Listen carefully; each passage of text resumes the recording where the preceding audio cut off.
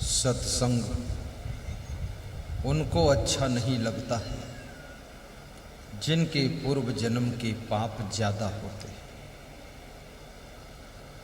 जैसे जुर के ताप से भूख विदा हो जाए, तुलसी पिछले पाप से हरि चर्चा न सुहाए। जैसे बुखार के ताप से भूख विदा हो जाती है, ऐसे पिछले पापों से सत्संग की चर्चा अच्छी नहीं लगती है। और जिनके प्रबल पुण्य होते हैं उनका मन सत्संग में खूब लगता है। सत्संग सुनना और अपने स्वभाव को भी सुंदर बनाना। स्वभाव को सुंदर बनाने में पैसे नहीं खर्च होते, लेकिन जिनका स्वभाव सुंदर हो गया, यदि वो डॉक्टर है, स्वभाव सुंदर है, तो मरीजों की संख्या बढ़ेगी। यदि नेता है, स्वभाव सुंदर है, तो उसके वोटर सपोर्टर की संख्या बढ़ेगी। यदि सासू का स्वभाव सुंदर है तो घर में शांति रहेगी। बहुओं का स्वभाव सुंदर है तो घर में खुशहाली रहेगी। पति का स्वभाव सुंदर है तो पत्नी को आनंद मिलेगा। चरित्र को भी सुंदर बनाओ, खान पान को भी सुधारो। मांस, मछली, अंडा, नशा, शराब कभी मत लेना, इससे बुद्धि बिगड़ती है। ये राक्षसी आहार है, पैसा भी बर्बाद होता है और राक्षस की श्रेणी में हमारा नाम गिना जाता है। सादा भोजन करो, दाल, चावल, रोटी, सब्जी, बाटी, दूध, घी, शक्कर और दूसरा कोई नहीं चक्कर। ये सब गंदी चीजें मत खाना। विचार करो। कुछ लोग कहते हैं मांस मछली में प्रोटीन विटामिन बहुत होता है। इतनी प्रोटीन विटामिन की तुम्हें जरूरत क्या है? शाकाहारी चीजों में भी इतना प्रोटीन विटामिन है, उसी से काम चल जाएगा। इतना प्रोटीन विटामिन क्या करोगे? नंबर 2, ये चीजें गंदी बहुत है। आपका दांत टूट जाता है तो दांत भी एक हड्डी है। उस टूटे हुए दांत को और टूटे हुए दांत के जड़ से निकले हुए खून को आप मुंह में नहीं रखना चाहते हो। उस खून को चूस कर पीना नहीं चाहते, कुल्ला कर देते, थूक देते हो और उस दांत की हड्डी को फेंक देते हो। लेकिन वह कितने हिम्मती लोग हैं जो बकरे की हड्डी मुंह में रखकर चूसते रहते हैं। अपनी दांत की हड्डी से घृणा है और बकरे की हड्डी से बड़ा प्रेम है। और अंडा भी मत खाना। शिव जी ने बाल कांड में बहुत बड़ी बात लिखी है। भवानी जी ने पूछा राक्षस कौन है, तो शिव जी कहते हैं खाई कबाब शराब सरोजा, निश दिन पर नारिनी कहाँ खोजा। माँ नहीं मात पिता नहीं देवा, साधन से करवा वही सेवा। जिनके यश आचरण भवानी, ते जानहु निश्चर सम प्राणी। शिव जी कहते हैं पार्वती, जो कबाब खाते यानी मांस खाते वो राक्षस है। अंकुर भखय सो मानवा, मांस भखय सो स्वान। जीव बधय सो काल है, सदा नरक परमान। अंकुरण से उत्पन्न हुई चीजों को खाए वो मनुष्य है, मांस खाए वो कुत्ते जैसी जिंदगी जी रहा है, और जीवों का वध करे तो उसके लिए सदैव नरक का ही प्रमाण है। खाएं कबाब शराब सरोजा, और जो दारू पीता है, दारू पीना केवल तुम्हारे शरीर की एक आदत है, इसमें कोई सुख नहीं है, न चिंता छूटती है। दारू पीने से अगर चिंता दूर हो जाए तो आज पिया है तो कल पीने की क्या जरूरत है, तब तो चिंता खत्म हो गई। लेकिन नहीं, शराब पीने से कोई तुम्हारी बेटी का विवाह थोड़े हो जाएगा। लोग कहते हैं चिंता हरण टॉनिक है। कैसे माना जाए चिंता हरण टॉनिक है? आपकी जमीन का केस चल रहा, उसकी चिंता आपको है, तो शराब पी लोगे तो क्या केस जीत जाओगे? जब नशा उतरेगा तो केस तो वहीं का वहीं है आपका। आपकी गाड़ी बिगड़ी है, उसकी चिंता है, तो शराब पीने से क्या गाड़ी ठीक हो जाएगी? ये चिंता हरण टॉनिक नहीं है, ये चिता मरण टॉनिक है। तुम्हारी उम्र को खत्म कर देती है, जल्दी मौत को बुलाती है। इसलिए कृपया शराब कभी मत पीना। पीना है तो दूध पियो और पानी पियो और सत्संग की शराब पियो, जिसका नशा जिंदगी भर छाया रहे।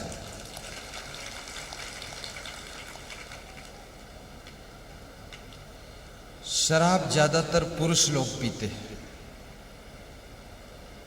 और दुख महिलाएं भोगती। जिनका पति शराब पीता है वही महिलाएं बहुत परेशान हैं, और स्त्रियों का जीवन बड़ा पराधीन है। अब जिस पुरुष के साथ में विवाह हो गया, निभाना भी है, और ना निभाओ तो दूसरी शादी होना भी नहीं है, फिर जाओ कहाँ? अब वो मिल गया राक्षस, उसके साथ पूरी जिंदगी बर्बाद।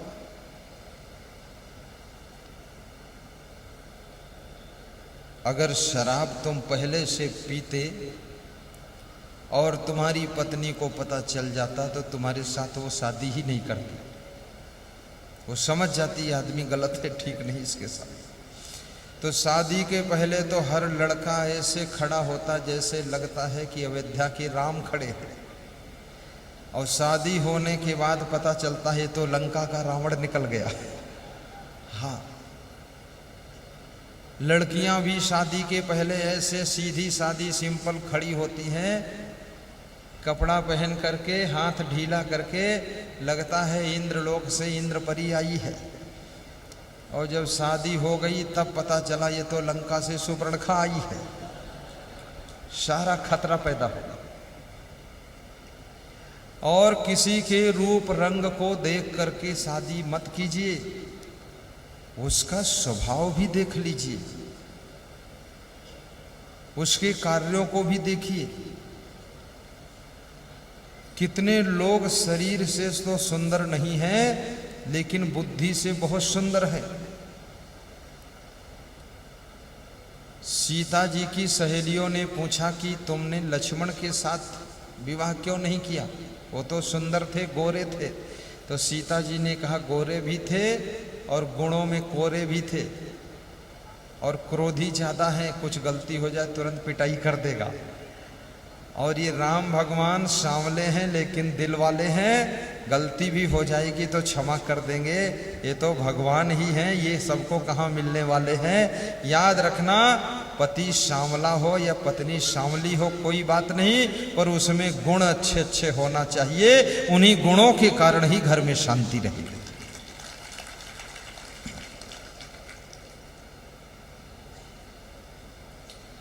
अभी भोपाल में मेरा कार्यक्रम था राष्ट्रपति के साथ में, तो लगभग 2 लाख श्रोता था।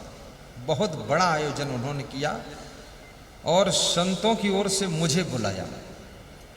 राष्ट्रपति रामनाथ कोविंद, यही नाम है। तो राष्ट्रपति की जो पत्नी थी वो शरीर से तो सुंदर उतना नहीं है, लेकिन स्वभाव से बहुत सुंदर है। कहाँ राष्ट्रपति की पत्नी होना कोई छोटी बात नहीं है। तो राष्ट्रपति के पड़ोसियों बैठती हैं। देखो, नेताओं की पत्नियां होशियार होती हैं, वो अपने पति के साथ में लगी रहती है कि इधर उधर घूमेगा, कहीं भटक गया तो क्या होगा, तो साथ में कंट्रोल करो। इसलिए मध्य प्रदेश के मुख्यमंत्री शिवराज सिंह चौहान की पत्नी वो साथ में प्रोग्राम में जाती है, छोड़ना नहीं है। एक दूसरे की सुरक्षा भी करने की चिंता रखना चाहिए। जो पति पत्नी एक दूसरे की रक्षा की चिंता नहीं करते हैं तो उनका नुकसान हो सकता है। तो मैंने उनको देखा तो बड़ा शांत स्वभाव, और रामनाथ कोविंद का स्वभाव भी गंभीर है। तो जब प्रोग्राम शुरू हुआ तो उन्होंने कहा सबसे पहले गुरुजी का प्रवचन कराओ। तो मैंने प्रवचन दिया, और प्रवचन के बाद जब हम बैठे तो राष्ट्रपति ने कहा मैं निमंत्रण देता हूं, आप मेरे घर आइए राष्ट्रपति भवन में जहां हम रहते हैं। तो मैं खैर वहां तो गया नहीं, अभी टाइम भी नहीं मिला और जाने का कुछ मन भी नहीं हुआ। लेकिन सुंदरता के बारे में मैं कह रहा हूं, शरीर सुंदर हो न हो, असली सुंदर वह व्यक्ति है जिसका स्वभाव सुंदर है, वाणी सुंदर है, चरित्र सुंदर है। ऐसे व्यक्ति के साथ में आपको सुख मिलेगा, शांति मिलेगी। और शरीर की सुंदरता में सुख शांति नहीं होती। आपकी पत्नी कम सुंदर हो, चिंता मत करना, उसके गुणों को देखिए, काम करने की कलाएं देखिए। आपका पति कम सुंदर हो कोई बात नहीं, लेकिन उसके गुण सुंदर हैं तो आपका पति महान है। शरीर सुंदर हो न हो, लेकिन अगर स्वभाव सुंदर है तो उस व्यक्ति के साथ में सफलता और शांति दोनों मिलती है।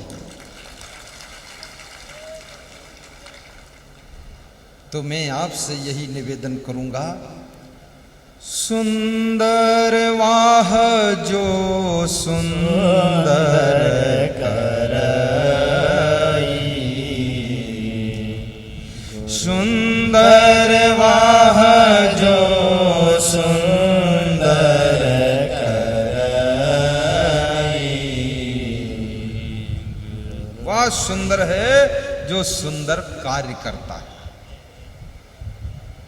वह सुंदर है जिसका सुंदर विचार है। हनुमान जी क्या शरीर से सुंदर थे, लेकिन भगवान राम के बहुत प्रिय भक्त थे। शरीर से तो बंदर थे, सुंदर नहीं बंदर। पूंछ भी लगी है, मुंह भी कुछ अजीब सा बंदर का होता ही है, तो हनुमान जी का मुंह भी वैसा ही है। लेकिन जो काम रामादल में हनुमान करते थे वो भगवान राम का काम कोई और नहीं कर पाता था, और भगवान राम उनको बिल्कुल अपने निकट रखते थे। और बंदर होकर इतने अनुशासित रहते थे, कभी शैतानी नहीं करते थे। ये राम का प्रभाव था। और पीछे और नीचे और साइड में बैठे रहते थे हनुमान जी ऐसे हाथ जोड़कर। और कभी कोई सेवा होती थी तो डींग नहीं मारते थे, इसको मैं करूंगा। जब आज्ञा होती थी तो हनुमान जी तैयार होते थे। उनसे पूछा गया तुम अपने आप क्यों नहीं कहते हो मैं करूंगा? तो हनुमान जी ने कहा ये बात कहने से रामादल बहुत बड़ा है, रीछ भालू बानर, बहुत लोग नाराज हो जाएंगे कि ये बहुत मैं करता है, यही बड़ा होशियार है, क्या हम लोग नहीं कर सकते? तो इसमें फूट पड़ जाएगी, इसलिए जिसके लिए आज्ञा हो वो करेगा। हमको आज्ञा मिलेगी, मैं कर दूंगा। बहुत समझदार थे हनुमान जी। हनुमान जी जब लंका गए तो रीछ भालू बानरों को समुद्र तट तक साथ ले गए और उनसे कहा यहीं बैठे रहना, समुद्र किनारे लौट के मत जाना, मैं लंका से काम करके लौटूंगा, फिर साथ साथ वापस चलूंगा। तो साथियों ने कहा यहाँ बैठने से क्या फायदा, समुद्र का पानी खारी है, यहाँ खाने पीने के लिए भी कुछ चीज नहीं है, और लंका में काम तो तुम्हें अकेले करना है, तो हम लोग फालतू क्यों बैठे, वापस लौट जाते हैं। तो हनुमान जी ने कहा नहीं, यहीं बैठना, लंका से जब लौट करके हनुमान जी आए तो अपने साथियों को प्रणाम किया और सबके साथ साथ लौटकर भगवान राम के पास में गए और राम को प्रणाम किया कि सीता की खोज हो चुकी है। तो सबको राम ने देखा तो राम ने कहा, सब लोगों ने बहुत बुद्धि लगाया, दिमाग लगाया, मेहनत किया, सबको मैं धन्यवाद देता हूं। तब वहां चौपाई है, सब ही मान प्रदे आप अमानी। तो हनुमान जी के साथियों ने पूछा, आप हमको वहां समुद्र किनारे क्यों बिठाए थे? बोले इसलिए बिठाया था, इतना बड़ा काम करके मैं अकेले अगर भगवान राम के पास में जाऊंगा तो पूरा सम्मान हमको अकेले मिलेगा। जब हम तुम सब साथ में चलेंगे तो ये सम्मान सबको बट जाएगा, इसलिए मैंने आपको रोका था। हनुमान जी सम्मान की ख्वाहिश भी नहीं रखते थे, सेवा करते थे। सब ही माने प्रदे आपे अमानी। सबको सम्मान देते थे, स्वयं निर्माण रहते थे। और हनुमान शब्द का अर्थ भी यही है, जो मान सम्मान अपमान अभिमान का हनन कर दे वही हनुमान है। जिसके पास ना तो अभिमान बचा है, ना सम्मान की इच्छा है, ना अपमान का दुख है, वह व्यक्ति हनुमान बन सकता है। ये सम्मान की इच्छा ये भी बहुत खतरनाक है। जब सम्मान नहीं मिलेगा तुम काम नहीं करोगे, जब सम्मान मिलेगा तभी काम करोगे। सम्मान मिले न मिले चिंता छोड़ो। हनुमान जी को इस बात की चिंता नहीं थी कि मेरा सम्मान होगा कि नहीं होगा, लेकिन काम करने वाले का तो सम्मान होता ही है। उसके सम्मान को कौन रोक सकता है? कौन नहीं जानता है किसने किया। गुलाब का फूल खिला है, खुशबू फैली है, तो हर व्यक्ति गुलाब के फूल को धन्यवाद देता है कि ये फूल बहुत अच्छा है।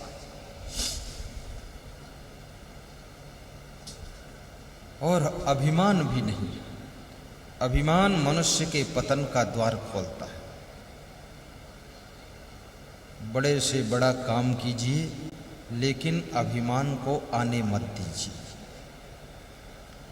योग्य बनो और योग्यता का प्रयोग भी करो।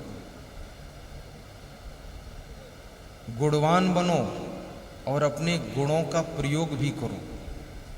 कलाकार बनो और कलाओं का प्रयोग भी करो। कितने लोग कलाकार तो होते हैं लेकिन अपनी कलाओं का प्रयोग नहीं कर पाते। क्यों? क्योंकि उनके अंदर सहनशीलता नहीं। जिसके पास में सहनशीलता नहीं होगी वो अपनी कलाओं का प्रयोग नहीं कर पाएगा। जिसमें सेटिंग करने की बुद्धि नहीं है वो अपने गुणों का प्रयोग नहीं कर पाएगा। जो एडजस्ट होना नहीं जानता है वो अपनी योग्यता का प्रयोग नहीं कर पाएगा। क्योंकि आपकी योग्यता, आपकी कला, आपके गुण अकेले कहीं प्रयोग नहीं हो सकते हैं, किसी न किसी के साथ में ही प्रयोग होते हैं। इसलिए तबला का महत्व हारमोनियम वाले के साथ है, हारमोनियम का महत्व बांसुरी वाले के साथ है, बांसुरी वाले का महत्व आर्गन के साथ में है, और ये सब का महत्व मंजीरा के साथ में है। सभी बजाने वाले जब एकता कर लेते हैं, एक दूसरे के साथ अपने को एडजस्ट करते हैं, तब जाकर के संगीत का जन्म होता है और जिसमें सभी लोग आनंद में डूब जाते हैं। एक दूसरे की कला साथ साथ जुड़ने से प्रयोग होती है। जैसे मैं प्रवचन करता हूं, हमारे साथ संत गाते हैं, ये दोनों का साथ है। कोई व्यक्ति माइक चला रहा है, कोई वीडियो चला रहा है, कोई पानी पिला रहा है, कोई बिछौना बिछा रहा है, तो ये मेरे गुण का प्रयोग सबके संगठन से ही हो पा रहा। अगर ये कोई मंडप ना लगवाता, ओम प्रकाश जी शर्मा साहब इतनी बड़ी व्यवस्था ना करते, भागचंद शर्मा जी इतना दौड़ धूप सेटिंग ना करते, बहुत बुद्धिमान आदमी भागचंद जी, पूरा एडवोकेट दिमाग, बहुत तार्किक भी हैं और बारीक बातों को पकड़ते हैं, वो भी इसमें बहुत दिमाग लगाए हैं। और रमेश जी शर्मा वो भी साथ में लगे रहते हैं, और उनके भतीजे और गांव के लोग भी दौड़ धूप में जुटे हुए हैं। तब जा करके ये जो प्रवचन देने की कला है उसका प्रयोग हुआ है। भाइयों बहनों, याद रखना, इतने लोगों के साथ जो एडजस्टमेंट नहीं कर पाएगा वो प्रवचन भी नहीं कर पाएगा। सबके साथ सेटिंग बिठाना पड़ेगा। राजस्थान में झालावाड़ जिले में एक पोंडली गांव है, वहां मैं गया था। तो वहां के भक्त बोले इसके पहले एक और कथाकार आए थे, तो गुरुदेव पता नहीं क्या गड़बड़ हुआ, झगड़ा हो गया उसमें, और वो सब व्यास गादी और मंच माइक सब छोड़ के भाग गए। वो एडजस्टमेंट नहीं बिठा पाए, गम नहीं खा पाए, क्षमता नहीं ले पाए, सहनशीलता नहीं। सहनशीलता के बिना कोई कार्य आप पूरा नहीं कर सकते। बहुत गम खाने की आवश्यकता संसार में, और छोटी छोटी बातों में उलझना भी नहीं चाहिए। कितने लोग तो रोज रसोई घर में गर्म होते, जब भोजन खाने जाते हैं स्वादिष्ट नहीं है थोड़ा, बस नाराज हो जाएंगे, थाली फेंक देंगे, गुस्सा हो जाएंगे, भाग जाएंगे, 2 घंटे बाद फिर आएंगे, फिर खाएंगे। इस तरह करने से भी घर में अशांति पैदा होती है। उसमें देख लीजिए, जो आपको अच्छा लगे खा लीजिए, और कम अच्छा लग रहा है तो बता दीजिए आज भूख नहीं है इसलिए कम खाया हूं, फिर खा लूंगा शाम को। भोजन बनाने वालों को भी टेंशन मत दीजिए, उनको परेशान मत कीजिए, और भोजन बनाने वाले कृपया भोजन खा करके बात को चेक भी करें कि भोजन ठीक बना कि नहीं बना। और भोजन में सुधार करने के लिए अगर कोई कहता है तो नाराज ना हो, कह दे ठीक है कल सुधार हो जाएगा। क्योंकि भोजन वही है, सामग्री वही है, बस नमक मिर्च मसाले के थोड़े सेटलमेंट की जरूरत है, बाकी स्वादिष्ट हो जाएगा। और बहुत स्वादिष्ट भोजन जो खाना चाहते हैं उनको एक मंत्र बता देता हूं, बहुत स्वादिष्ट हो जाएगा भोजन। कड़ी भूख लगने पर ही भोजन कीजिए, बिना भूख के भोजन ना कीजिए। और ज्यादा स्वाद चाहते हो, दिन भर व्रत रहिए, शाम को भोजन कीजिए, बहुत बड़ा टेस्ट आएगा। स्वाद भूख में होता है, भोजन में नहीं होता है। जब भूख खूब लगती है सूखी रोटी भी अच्छी लगती है।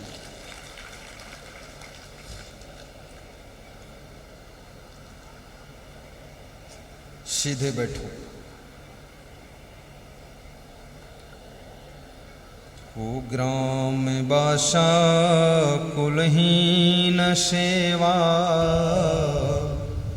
कुभोजनम क्रोध मुखी च भार्या, पुत्रस्य मूर्खा विधवा च कन्या,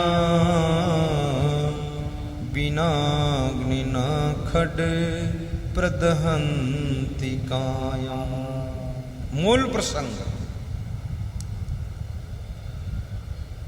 जिनका दुष्टों के गांव में जन्म हुआ है और वहीं रहना पड़ता है, आसपास में दुष्ट रहते हैं, वे लोग बिना आग के निरंतर जलते रहते हैं। दूसरा, कुलहीन सेवा, और जिनको भ्रष्ट लोगों की सेवा करनी पड़ती है। स्वयं तो बहुत अच्छे हैं, चरित्रवान हैं, शाकाहारी हैं, लेकिन गलत लोगों की सेवा करनी पड़ रही है। ऐसे लोग बिना आग के जलते रहते हैं। कुभोजनम, और जिनको सुबह से लेकर शाम तक शुद्ध भोजन भी उपलब्ध नहीं होता है।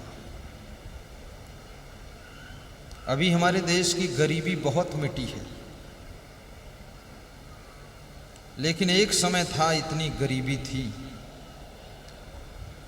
कि जहां बारात होती थी और जूठे पत्तल फेंके जाते थे तो वहां कुत्ते और कुछ भूखे लोग दौड़ते थे और कुत्तों के मुंह से भी पत्तल खींच करके उसमें बची हुई जूठन को झाड़कर अपने घर ले जाते थे और बैठकर खाते थे।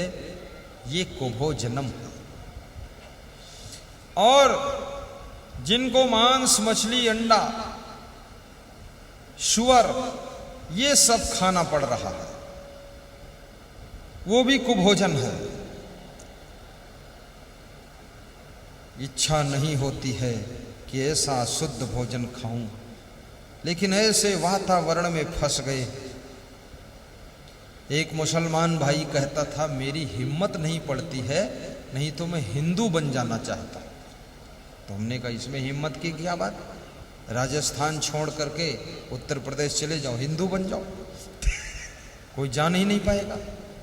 अरे बोले हिम्मत नहीं पड़ रही, हिंदू में अच्छा है, नियम अच्छा है, शाकाहारी बन सकते, हम सत्संग खूब सुन सकते, रामायण पढ़ सकते। तो कितने लोग ऐसे फंस गए हैं जो उनका वहां मन नहीं है, लेकिन गलत आहार करना पड़ता है, वो भी बिना आग के निरंतर जलते रहते। कुलहीन सेवा को भोजनम क्रोधमुखी च भार्या। और जिनको क्रोधी स्वभाव की पत्नी मिली है, बहुत गुस्सा आती है पत्नी को, नाराज हो जाती है तो भोजन भी नहीं बनाती है, बोलती भी नहीं है, गठरी बांधकर मायके चली जाती है, लेने जाओ तो आती भी नहीं है, गुस्सा का नशा साल भर उतरता ही नहीं है। ऐसे क्रोधी स्वभाव की पत्नी वाला पति बिना आग के निरंतर जलता रहता है, उसके मन में बहुत पीड़ा रहती, अब क्या करूं।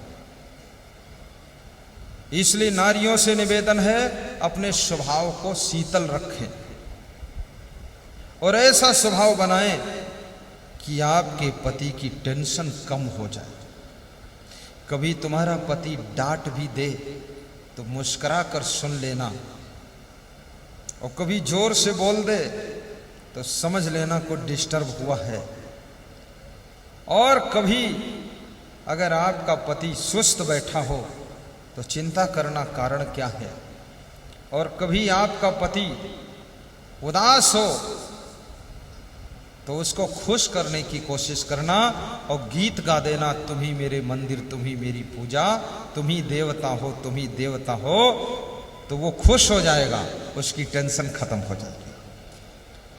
अभी एक सज्जन बता रहे थे कि मेरी पत्नी को सिरदर्द था, हर महीने में 2-3 बार होता था। बोले अब जब उसको सिरदर्द होता तो उसकी खाट पे बैठ करके मैं ये गीत गा देता हूँ कि तुम ही मेरे मंदिर, तुम ही मेरी पूजा, और तुम ही देवी हो, तुम ही देवी हो, तो उठकर बैठ जाती है और चाय बना कर लाती हो, खुश हो जाती है।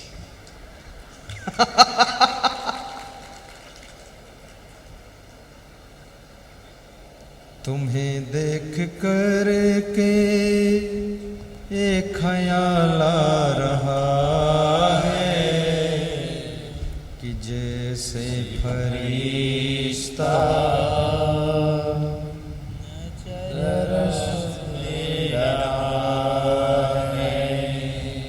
तुम्हें देख कर के, सब लोग दोहराओ इसको,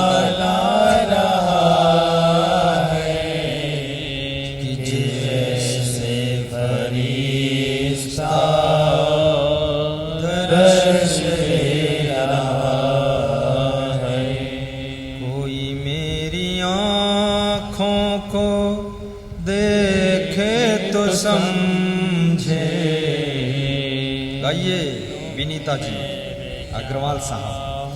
कोई मेरी आँखों को देखे तो समझे कि तुम मेरे क्या हो, कि तुम मेरे क्या हो।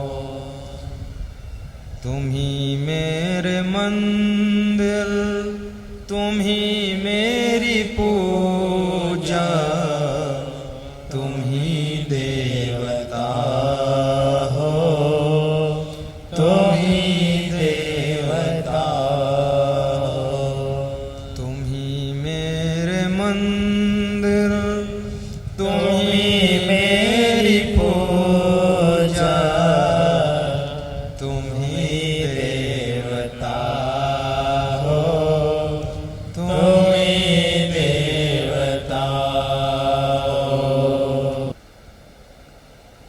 कुग्राम बासा कुलहीन सेवा कुभो जन्म क्रोध मुखी च भार्या पुत्रस्य मूर्खा।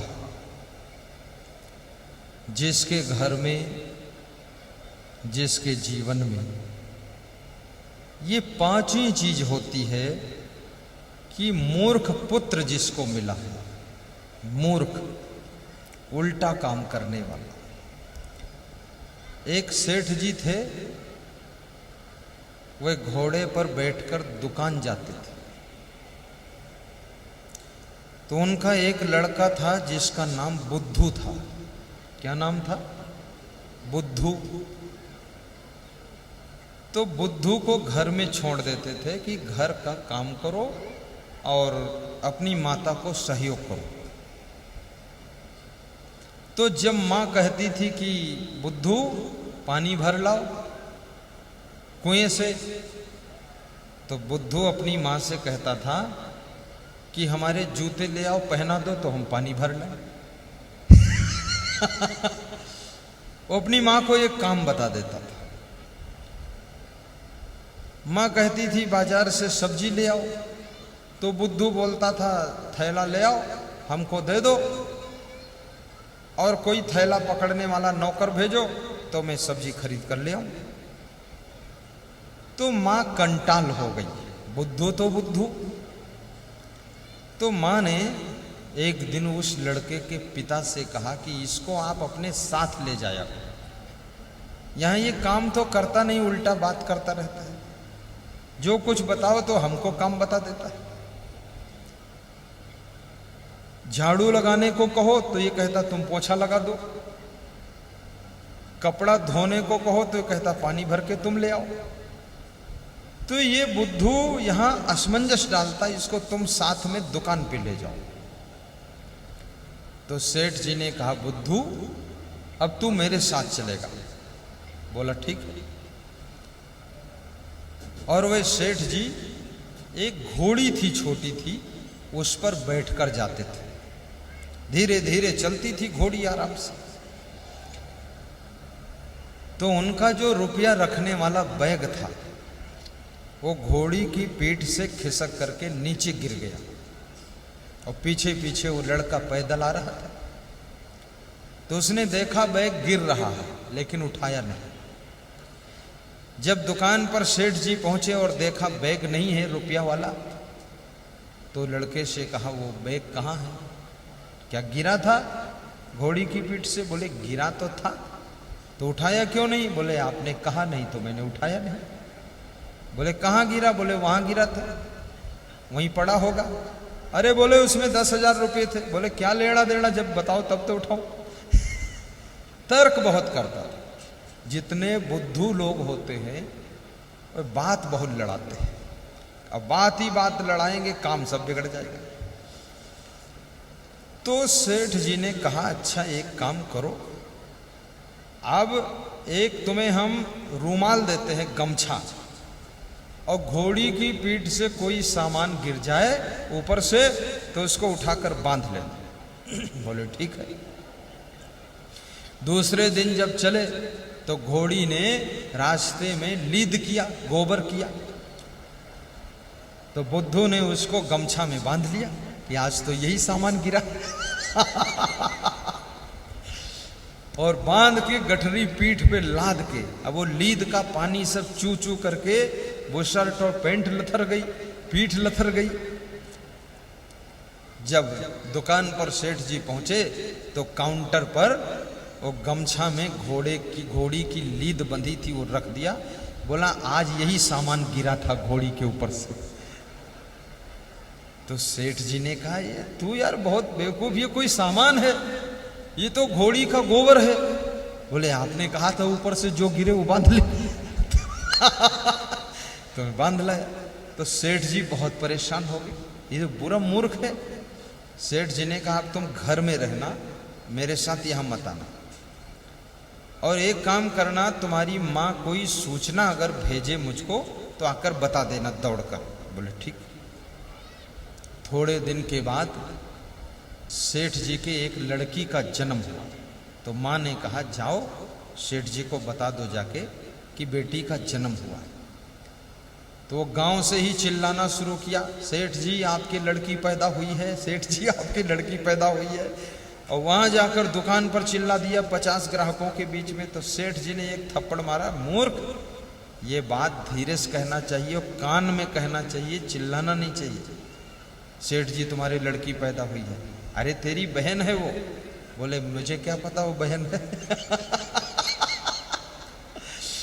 तो सेठ जी ने कहा जब खबर लाना मेरा ध्यान तेरी तरफ जाए और तुझे देखूं तब बताना, कान में आकर चुपके से।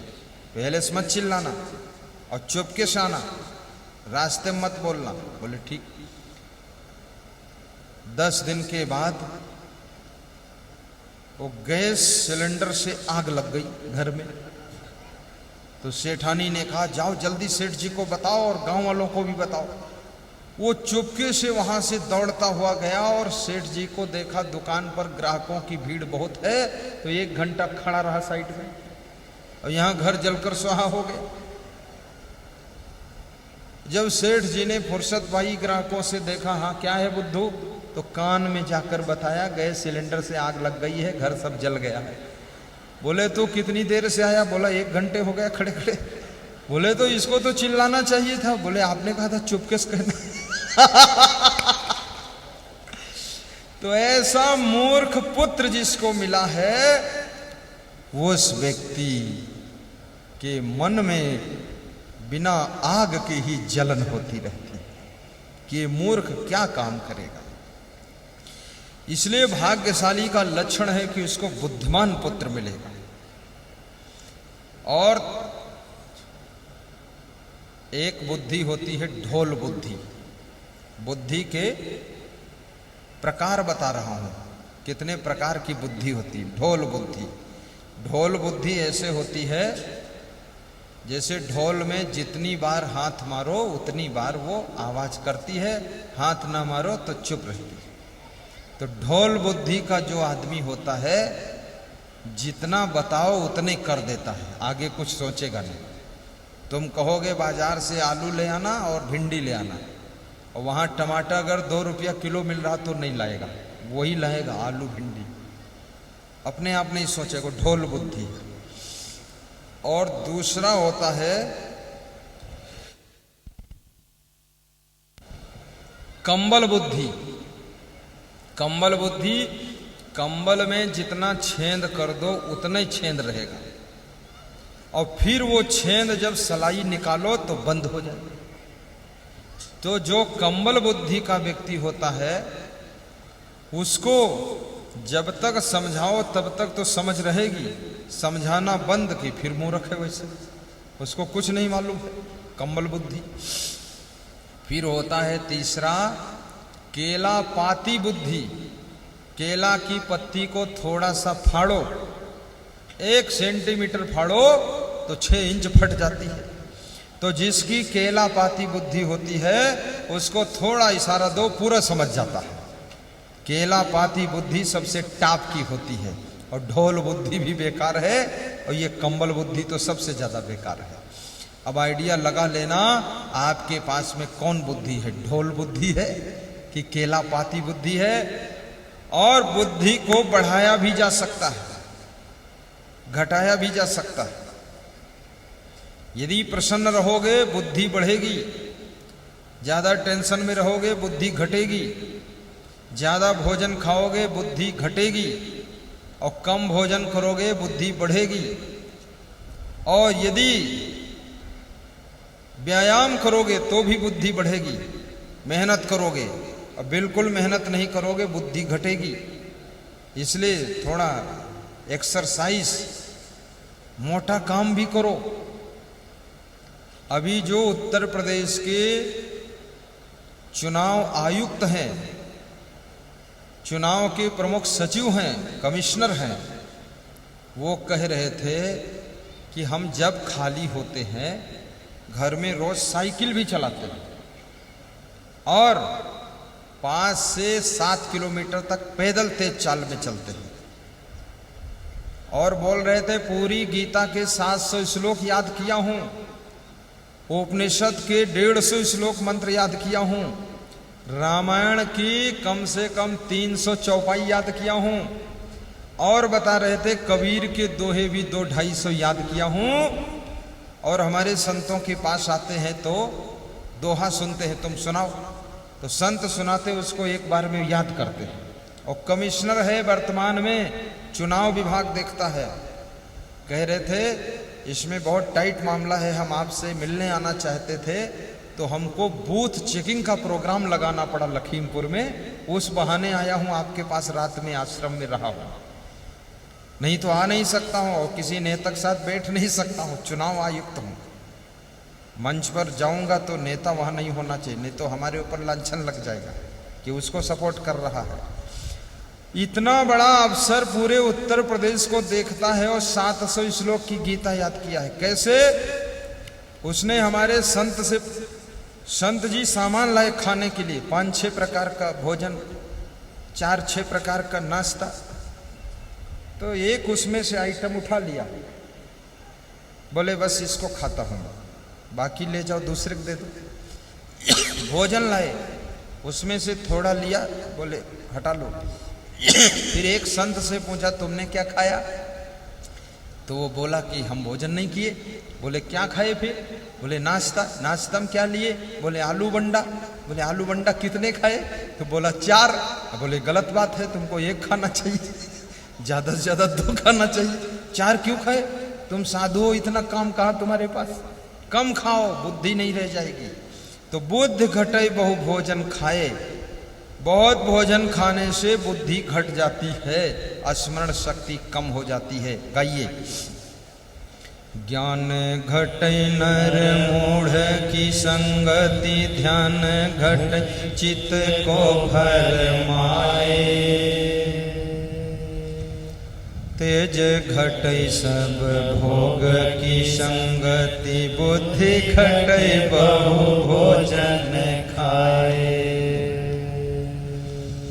प्रेम घटे नित ही कुछ मांगत, मान घटे नित पर घर जाए, दयाल काहे सुन रे नर मूर्ख, पाप घटे हरि के गुण गाए। ज्ञान घटे नर मूढ़ की संगति, ध्यान घटे चित्त को भर माए, तेज घटे सब भोग की संगति, बुद्धि घटे बहु भोजन खाए।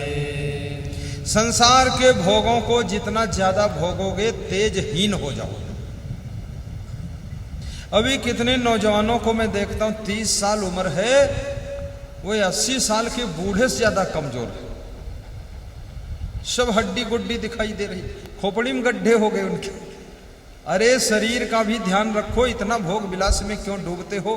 कोई फैक्ट्री थोड़े अंदर लगी है जो वीर शक्ति बना रही है।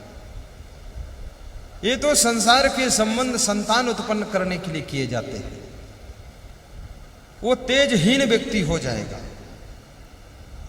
और याद रखना, जो आदमी नियम संयम से रहेगा वो 80 साल तक भी उसके चेहरे पर लाइट रहेगी और तेजस्वी रहेगा।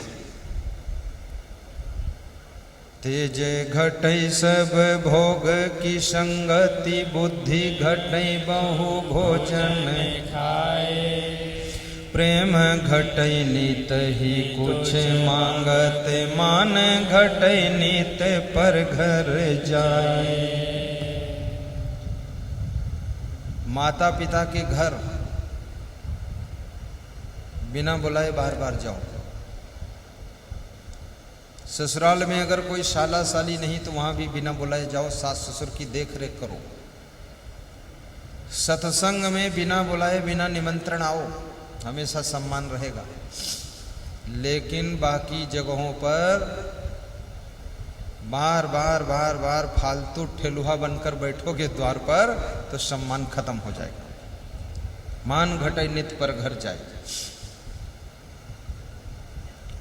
दयाल कहीं सुन रे नर मूर्ख, पाप घटई हरि के गुण गाए। ज्ञान बढ़ई गुणवान की संगति, ध्यान बढ़ई तपसी संग की। मोह बढ़ई परिवार की संगति, लोभ बढ़ई धन में चित दीने। क्रोध बढ़ई नर मूढ़ की संगति, काम बढ़ई तिय के संग कीने। बुद्धि विवेक विचार बढ़ई, कवि दीन सुसज्जन संगत कीने। बुद्धि विवेक विचार बढ़े, कवि दीन सुसज्जन संगत कीने। ज्ञान बढ़े गुणवान की संगति, ध्यान बढ़ तपसी संग कीने। मोह बढ़े परिवार की संगत, लोभ बढ़े धन में चित दीने। क्रोध बढ़े नर मूढ़ की संगत, काम बढ़े तिय के संग कीन्हे। बुद्धि विवेक विचार बढ़े, कवि दीन सुसज्जन संगति कीन्हे। बोलिए सद्गुरु भगवान की जय। पुत्रस्य मूर्खा, इसलिए इतना पुण्य कमाओ कि बुद्धिमान पुत्र का जन्म हो तुम्हारे यहाँ। विधवा च कन्या, और छठी चीज, जिसके घर में जवान कन्या विधवा होकर वापस आकर बैठ गई है, वो अपनी जवान कन्या को देख देख करके मन में जलता रहता है कि इसका भविष्य क्या होगा। इसलिए पुण्यवान बनो ताकि शीतल स्वभाव की पत्नी मिले, सुंदर बुद्धिमान पुत्र मिले, और कन्या का पति भी लंबी उम्र तक जीवित रहे। आपकी कन्या की जिंदगी भी खुशहाल हो, अच्छे गांव में आपका जन्म हो, संस्कारी महान लोगों की सेवा करने का अवसर मिले, और शुद्ध पवित्र भोजन खाने को मिले। आपके पुण्य के प्रभाव से, धर्म के प्रभाव से ये सब संभव है। आप पुण्यवान बने, धर्मवान बने, महान बने, गुणवान बने, ऐसा व्यास गादी शुभकामना करती है, आपको धन्यवाद देती है। एक बार ताली बजाइए, फिर आगे दूसरा प्रश्न होगा। दूसरा प्रश्न था, संत कबीर से पूछा गया, सुख कहाँ है और दुख कैसे दूर होगा। कबीर साहब कहते हैं, सदगुर मिले बहुत सुख लहिए, सदगुर शब्द सुधारे। कहें कबीर ते सदा सुखी हैं, जे या पद ही विचारे। यदि सदगुरु मिल जाए तो आपको बहुत सुख मिल सकता है। जैसे शक्कर मिल जाए तो मिठास मिल जाती है, फूल मिल जाए तो खुशबू मिल जाती है, ऐसे सदगुरु मिल जाए तो सुख मिल जाता है। क्योंकि उनके द्वारा आत्म ज्ञान हो जाता है। मैं अजर अमर अविनाशी आत्मा हूं, नयनम छिंदंत शस्त्राणि नयनम दहत पावका, न चैनम क्लेदंतापो न शोष्यत मारुता, न जायते मृते वा कदाचिन नयम भूत्वा भविता वा न भूयः, अजो नित्या शास्तो अयम पुराणो न हन्यते हन्यमाने शरीरे, वासांस जीर्णानि यथा विहाय नवानि गृह्णाति नरोपराणि, तथा शरीराणि विहाय जीर्णानि अन्यानि संयाति नवानि देहि। ये आत्मज्ञान के श्लोक हैं गीता के। अर्जुन को आत्मज्ञान जब श्री कृष्ण भगवान कराते हैं तब इन श्लोकों को बोले हैं कि तुम अर्जुन शरीर नहीं हो, तुम अजर अमर अविनाशी आत्मा हो, शाश्वत हो, नित्य हो। शरीर के नाश होने से भी तुम्हारी आत्मा का नाश नहीं होता है। आत्मा जैसे ये मनुष्य पुराने वस्त्रों को छोड़कर नए वस्त्र धारण करता है, ऐसे ये आत्मा पुराने शरीर को छोड़कर नए शरीर को धारण करता है। आत्मा वही रहता है, शरीर मरता है, आत्मा अमर है। इसको शस्त्र से छेदन नहीं किया जा सकता, वायु से सुखाया नहीं जा सकता, जल से भिगोया नहीं जा सकता, आग में जलाया नहीं जा सकता। ऐसा अजर अमर अविनाशी आत्मा है और वही तुम हो। अपने आप को पहचानो, इस आत्मा की मृत्यु नहीं होती। आत्म ज्ञान बिना नर भटकै, कोई मथुरा कोई काशी, पानी में मीन पियासी, पुष्पे गंधस्तिले तैलम, काष्ठे वहिन्नी पयोघृतम, इच्छो गुणम देहे पश्चात मानम विवेकतः। जैसे पुष्प के अंदर गंध, तिल के अंदर तेल, गन्ने के अंदर गुड़, दूध के अंदर घी, लकड़ी के अंदर आग होती है, लेकिन लकड़ी छो तो हाथ नहीं जलता, पर है उसके अंदर आग, रगड़ो तो आग पैदा हो जाती है।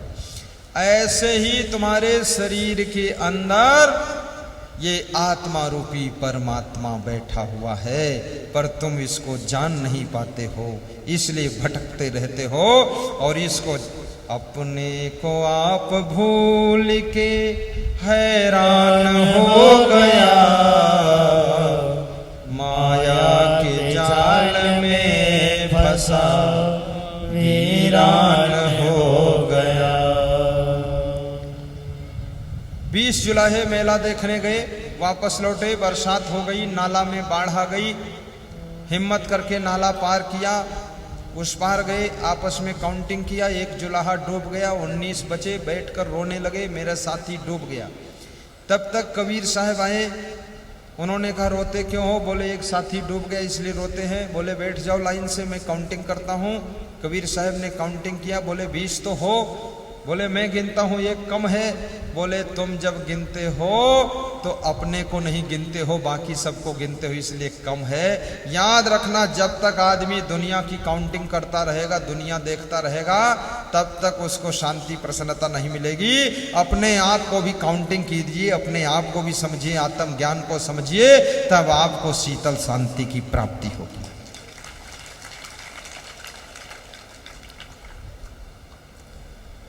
करहो विचार जो सब दुख जाई, परिहर झूठा केर सगाई।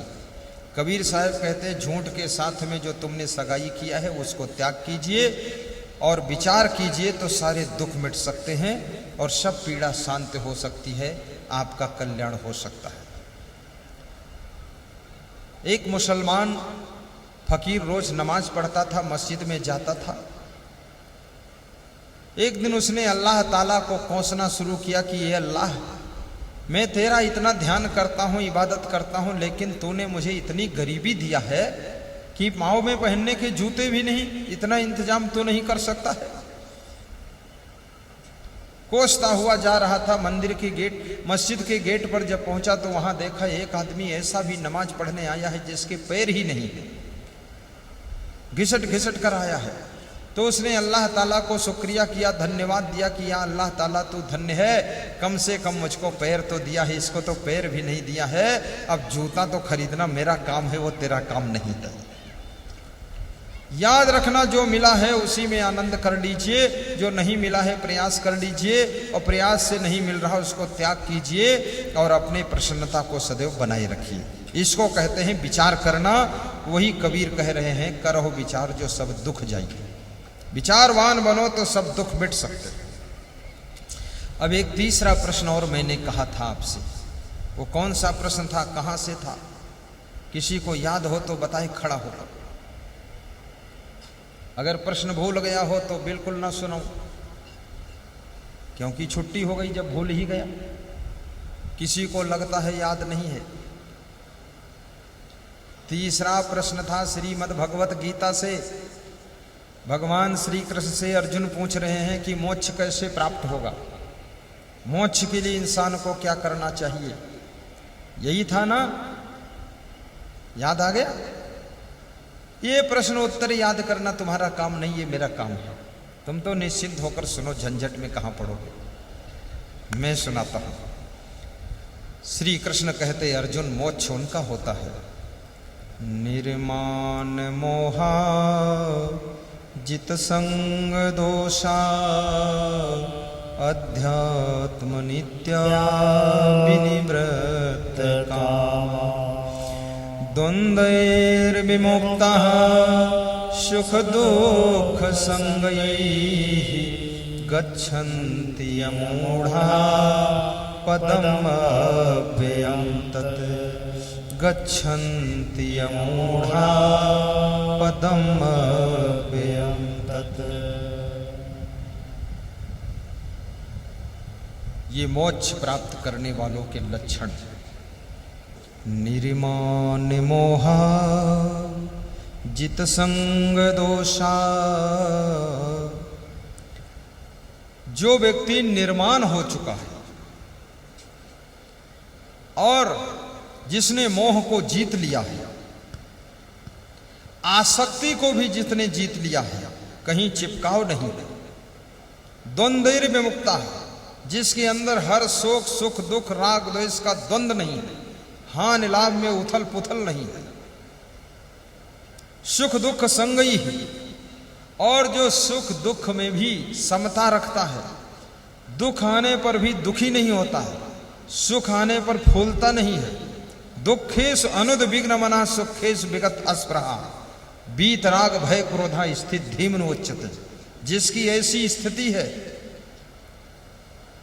विनिवृत्त काम अध्यात्म नित्य, और जो नित्य अध्यात्म में रुचि लेता है, प्रवचन सुनता है, सत्संग सुनता है, धार्मिक शास्त्रों को पढ़ता है, और जिसकी कामनाएं निवृत्त हो चुकी हैं, निष्काम कर्म कर रहा है, श्री कृष्ण कहते हैं वह व्यक्ति ज्ञानी है और वही मोक्ष पद को प्राप्त करता है।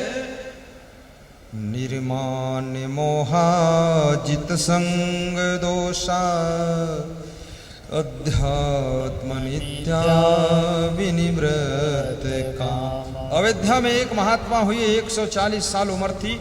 उन्होंने अपने शिष्यों से कहा, जब मेरा शरीर छूटेगा, मृत्यु होगी, तो मेरी आत्मा का मोक्ष होगा, तो मंदिर के सब शंख घंटे घड़ियाल बज जाएंगे। महात्मा का शरीर छूटा, कोई घंट घड़ियाल नहीं बजा, शिष्यों को चिंता हो गई। तो अयोध्या के दूसरे बड़े महात्मा को बोला कर लाए, बोले मेरे गुरु का आत्मा कहाँ अटक गया। बोले तेरा गुरु था कहाँ? बोले इस पेड़ के नीचे खाट थी, इस पर लेटे थे और यहीं शरीर छूटा। तो उस बूढ़े महात्मा ने नजर दौड़ाई तो एक फल लगा हुआ था बेर के पेड़ में। बोले इस फल को तोड़ो। फल को तोड़ा और उसके अंदर उसको फोड़ा, और फोड़ कर देखा तो एक कीड़ा निकला, चटक कर अलग गिरा और तड़फड़ा कर मर गया। तो मंदिर के सब घंट घड़ियाल शंख बज गए।